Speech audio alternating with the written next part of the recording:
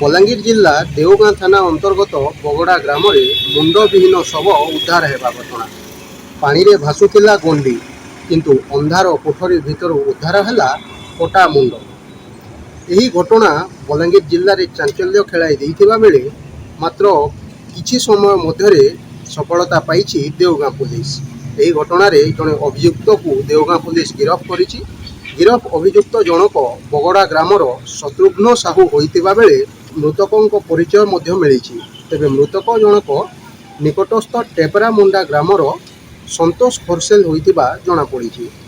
मिलिथिबा सूचना अनुसार गत शनिवार दिन संतोष खरसेल एवं शत्रुघ्न साहू उभय मद पी शत्रुघ्न साहू घर को जाइतिले एवं सेठारे निशासक्त अवस्था संतोष खरसेल को मुंड काटिथिले। शत्रुघ्न मुंड को काटी गंडी को नहीं फिंगी देवा परे सही कटा मुंड को रखी पूजा करुथिले। तेबे शत्रुघ्न साहू घर भितर एक अंधार कोठरी सही कटा मुंड को उद्धार करिछि देवगां पुलिस एवं शत्रुघ्न साहू को गिरफ कर देवगां थाना को आनिबा परे अधिक पचरा उचरा जारी रखिछि।